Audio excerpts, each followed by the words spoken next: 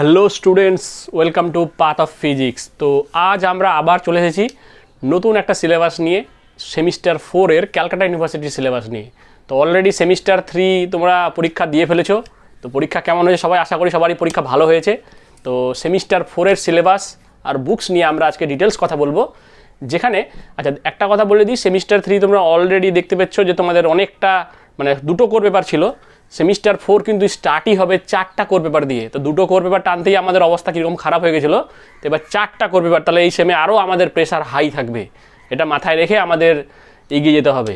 আর time কিন্তু খুবই কম, তাই প্রথম থেকে স্টার্ট করতে হবে। ছাড়লে হবে না যে আমি হচ্ছে টাইম কম স্যার হবে না পরে দিব, এসব করলে হবে না, করতেই হবে। কি করে করতে হবে, তাহলে আমাদের সাথে জুড়তে হবে। চলো তাহলে সিলেবাসটা দেখা যাক। সেমিস্টার 4-এ আমি তোমাদেরকে প্রথমে বলেছি 4খানা কোর পেপার থাকবে। তো এতদিন পর্যন্ত আমরা কিন্তু দুটো করে কোর পেপার টেনেছিলাম। এবার 4টা কোর পেপারের কন্ডিশনটা আমরা দেখিয়ে দিচ্ছি। প্রথমে দেখো ফার্স্ট যে স্টার্ট হয়েছে, দেখো প্রথমে স্টার্টিংয়ে দেখো যে সেমিস্টার 4 আমরা এখানে মেনশন করেছি, এটা সিলেবাস সিউরিজ যে সিলেবাসটা আছে সেই সিলেবাসটাই আমরা দেখিয়েছি। তো সেমিস্টার 4 স্টার্টিং দেখো প্রথম পেপারটা এখানে কোডটা ভুল দেওয়া আছে, এটা ডিএসসি 5 হবে। ওকে, তো ডিএসসি পেপার নাম্বার ডিএসসি 5, প্রথমে আছে মডার্ন ফিজিক্স। তো মডার্ন ফিজিক্স বলতে আমাদের এখানে মেইনলি কোয়ান্টাম মেকানিক্স নিয়ে ডিল করা হবে। হ্যাঁ, তো ক্লাসিক্যাল মেকানিক্স আমরা ফার্স্ট সেমে পড়েছি, কিন্তু কোয়ান্টাম মেকানিক্স আমাদের কাছে নতুন। এটা আমাদের কাছে নিউ, একদম আমরা নতুনভাবে পড়বো, কারণ একটু অ্যাডভান্স যত আমরা হায়ার স্টাডিজ করবো তো কোয়ান্টাম মেকানিক্স নিয়ে পুরো ডিল হয়। তো কোয়ান্টাম মেকানিক্স নিয়ে এখানে প্রথমে দেওয়া আছে। স্টার্টিংয়ে দেখো radiation it's nature, black body radiation দেওয়া আছে। এটা কিছুটা আইডিয়া তোমাদের হয়তো আগে হালকা আছে, বাট পরের পার্টগুলো তোমাদের আইডিয়া নেই। সেটা আমাদের পুরো জানতে হবে, যে ডেভিসন জার্মার এক্সপেরিমেন্ট, তারপরে হচ্ছে ডি ব্রগলি হাইপোথেসিস। আচ্ছা, কোয়ান্টাম মেকানিক্স একটু বলে দিই হালকা করে। সিম্পল একটাই কথা আছে, nobody knows quantum mechanics, কেউ কোয়ান্টাম মেকানিক্স জানে না। তো মেইনলি আমাদেরকে কোয়ান্টাম মেকানিক্স বলতে আমি শর্টে একটু বলে দিই, যত সাব অ্যাটমিক পার্টিকেল আছে লাইক ইলেকট্রন, প্রোটন, নিউট্রন, যেগুলো আমরা চোখে দেখতে পাই না, সেই পার্টিকেলকে নিয়ে যে মেকানিক্স সেটাই হচ্ছে কোয়ান্টাম মেকানিক্স। যেমন আমরা ক্লাসিক্যাল মেকানিক্স বলতে কি বুঝি, সিম্পল বলতে গেলে নিউটনিয়ান মেকানিক্স বুঝি। তো এখানে কোয়ান্টাম বলতে সেই ইলেকট্রন পার্টিকেলের যে ইকুয়েশনগুলোকে ডিল করা হয় সেটা। তো এখানে মেইন স্টার্টিংয়ে হচ্ছে শর্ডিঞ্জার ইকুয়েশন দিয়ে শুরু হবে, শর্ডিঞ্জার ওয়েভ ইকুয়েশন বলা হয়। তো সেগুলো সব আমরা ডিটেলস জানবো আস্তে আস্তে করে। হ্যাঁ, তারপরে এখানে ডে বাই ডে এভাবে করবো। তারপরে আমাদের মেইনলি যে শর্ডিঞ্জারের ইকুয়েশনটা পুরো জানার পরে তার যে application part, application of quantum mechanics, সেগুলো আমরা ডিটেলস এখানে করবো। প্রবাবিলিটি দিয়ে আরও ডিটেলস আছে। আর লাস্ট ওয়ান একটা অ্যাপ্লিকেশন আমাদের এখানে আছে। এরপরে আবার এর পরের পার্ট, কিছুটা পার্ট আবার পরের সেমে আছে। তো এখানে আছে যেমন SHMটা পুরোটা দেওয়া আছে। আবার হাইড্রোজেন অ্যাটম বলে একটা পার্ট হয় অ্যাপ্লিকেশন পার্টে, ওটা আবার পরের সেমে আছে। তো আমরা সিম্পল হারমোনিক মোশন পর্যন্তই কিন্তু করাবো। এই হচ্ছে পুরো কোয়ান্টাম মেকানিক্সের সিলেবাস। একদম নতুন নতুন জিনিস, ভালোভাবে পড়তে হবে। এটাই হচ্ছে আমাদের মাথার মধ্যে রেখে এগোতে হবে। আচ্ছা, এবার একটু বলে দিই যে আমরা কোয়ান্টাম মেকানিক্সের কি বই ফলো করব, সেটা আমরা একটু বলে দিই, তাহলে তোমাদের সুবিধা হবে। আমরা মডার্ন ফিজিক্স বা এই কোয়ান্টাম মেকানিক্স বলতে যে বইটা আমরা ফলো করব, সেটা আমরা নর্মালি দেখো আমরা দুটো বইয়ের কথা তোমাদেরকে রেফার করব। প্রথমে যে বুকসটা আমরা রেফার করছি ফার্স্ট, সেটা হচ্ছে আমাদের নর্মাল ইন্ডিয়ান যে অথারগুলো হয়, নর্মাল যেভাবে লেখে সিলেবাস বেস, সেটা দেখাচ্ছি। এটা প্রথমেই হচ্ছে SP কুইলা, কোয়ান্টাম SP কুইলা। এই রাইটারটা খুবই ভালো একটা writer, SP কুইলা, basic quantum mechanics SP কুইলা। Only quantum, এগুলো কিন্তু অনেক কটা কম্প্যাক্ট ফর্মে হয়, যেমন ধরো স্ট্যাট আরও কিছু বই মিলে ও লিখেছে। কিন্তু তুমি শুধু অনলি কোয়ান্টাম মেকানিক্স SP কুইলার যে বইটা আছে, খুবই সুন্দরভাবে লেখা, IIT কানপুর থেকে লেখা।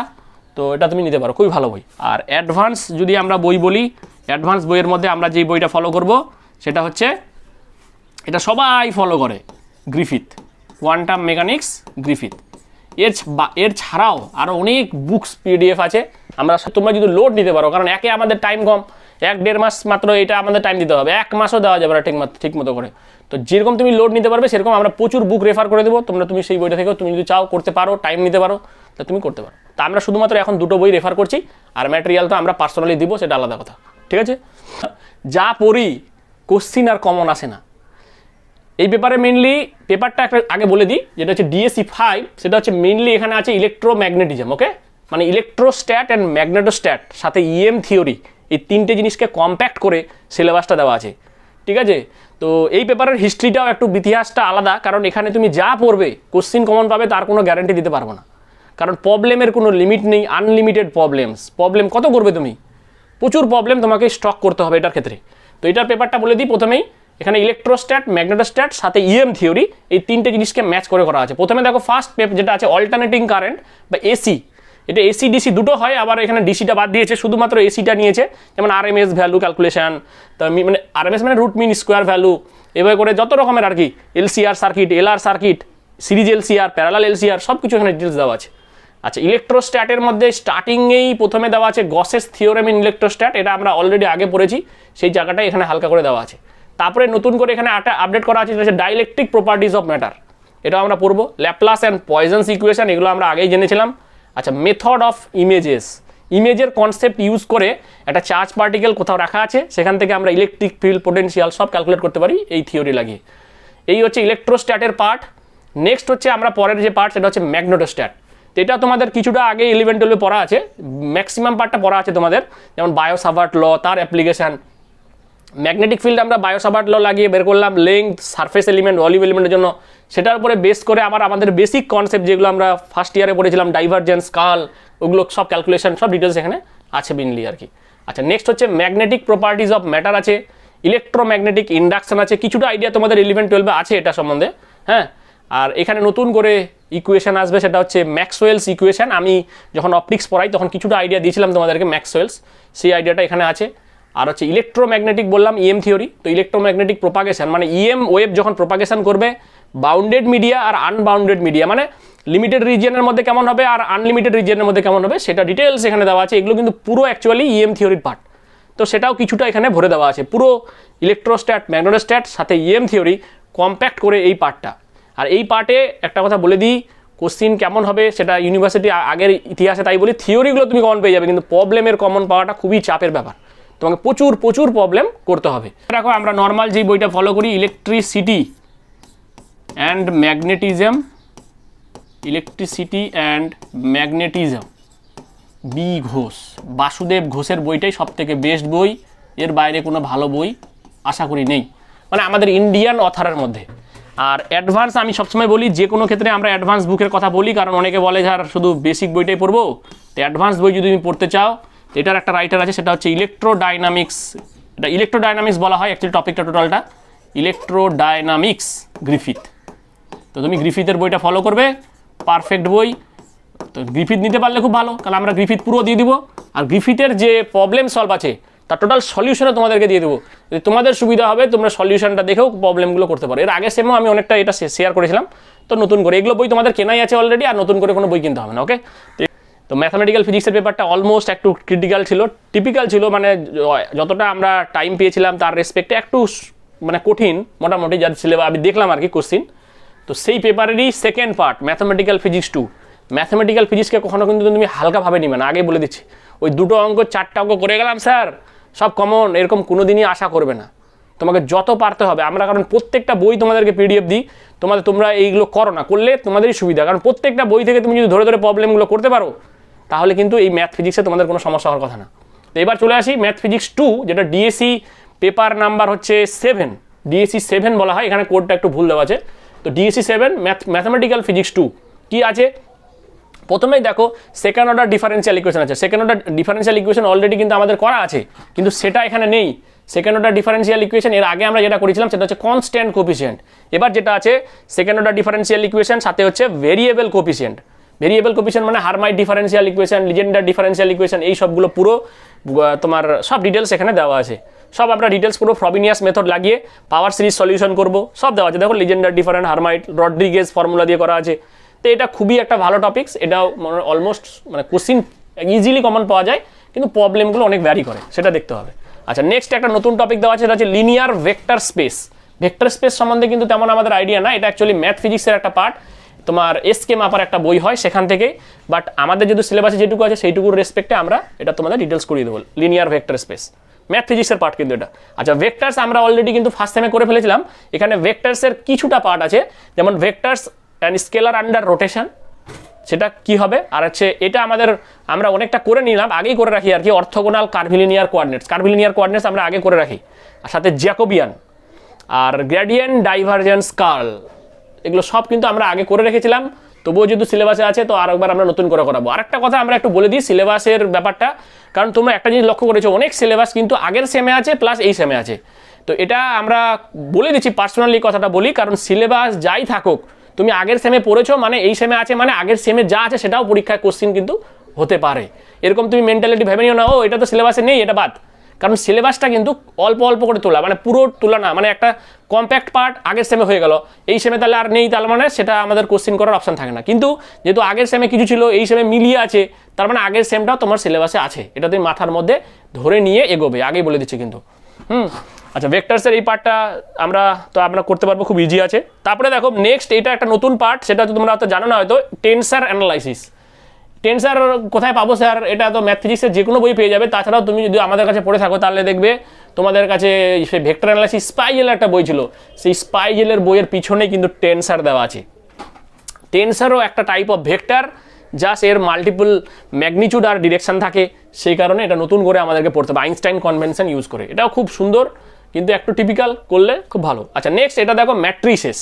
ম্যাট্রিক্স কিন্তু ইন জেনারেলি ফার্স্ট ইয়ারে পড়ানো হয়, যেহেতু সিলেবাসটা একটু পাজলড হয়ে গেছে, তো ম্যাট্রিক্স একদম লাস্টে একদম সেম 3-তে এসে আমরা পড়ছি।